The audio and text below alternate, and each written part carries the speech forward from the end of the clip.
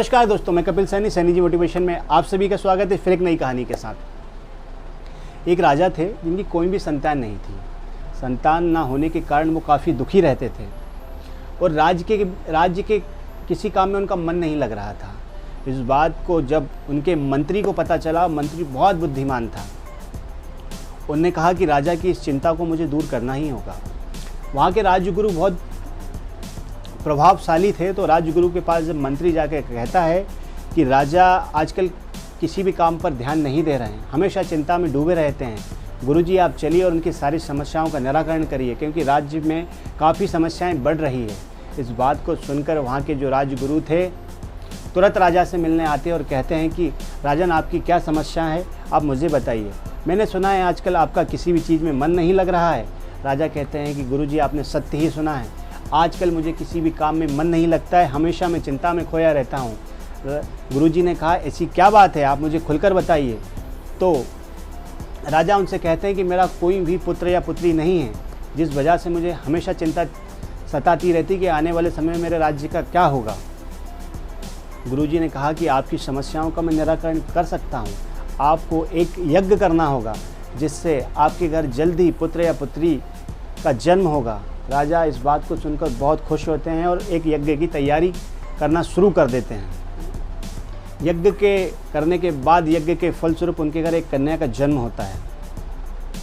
कन्या छोटी रहती है, जब तक तो कुछ नहीं होता है, मगर जब कन्या बड़ी होती है तो वो महल से बाहर जाती है अपनी सहेलियों के साथ घूमने के लिए, और बाहर निकलते ही उनके पैरों में कांटा चुभ जाता है और कांटा चुभने के कारण रोते रोते वो महल के अंदर आ जाती है।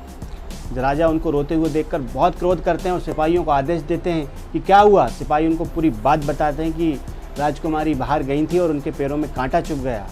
राजा तत्काल आदेश देते हैं कि पूरे नगर में जहाँ जहाँ राजकुमारी जाती है सब जगह एक दरी बिछवा दी जाए जिनसे इनके पैरों में कांटा क्या, एक कंकर भी ना चुभे। इस बात को सुनकर सिपाही कहते हैं जी आपकी आज्ञा का पालन होगा, और सारी बात आकर मंत्री को बताते हैं। मंत्री कहते हैं इसमें तो काफ़ी राजकोष नष्ट होगा और इसका कोई फ़ायदा भी नहीं है, महाराजा की आज्ञा पालन तो करनी पड़ेगी। उसने कहा एक बार मैं राजा से मिल लेता हूँ। राजा से मिलने के बाद उनको सारी बात बताते हैं कि आपके आदेश दिया है राजा जी कि सारे नगर में हम चटाई बिछवा दें या फिर ऐसी दरी बिछवा दें कि राजकुमारी के पैरों में कंकर और ना ही कोई कांटा गड़े। राजा कहते हैं आपने सही सुना है, तुरंत आदेश का पालन हो। उनने कहा कि इसमें तो काफ़ी धन खर्च होगा। राजा ने कहा कि हमें किसी प्रकार के धन की कोई परवाह नहीं, जितना भी धन लगता है वो तत्काल खर्च करो और हमारी आज्ञा का पालन हो। राजा से मंत्री कहता है कि आप एक बार मेरी बात सुन तो लीजिए।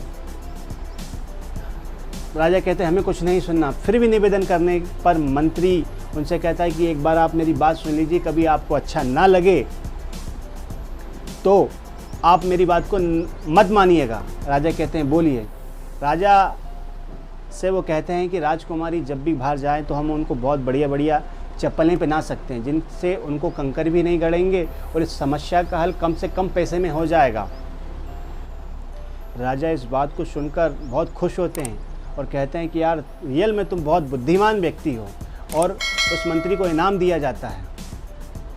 मगर दोस्तों इस कहानी से हमें भी एक चीज़ सीखने को मिलती है कि जीवन में हम हमेशा दूसरों को बदलने की सोचते हैं, कभी हम अपने आप पर ध्यान नहीं देते हैं कि हम अपने आप को बदल लें, क्योंकि हर किसी दूसरे व्यक्ति में किसी प्रकार की कोई समस्या होती है, मगर जब हम अपने आप स्वयं को बदल लेते हैं तो हमें सारी समस्याओं का निराकरण आसानी से हो जाता है।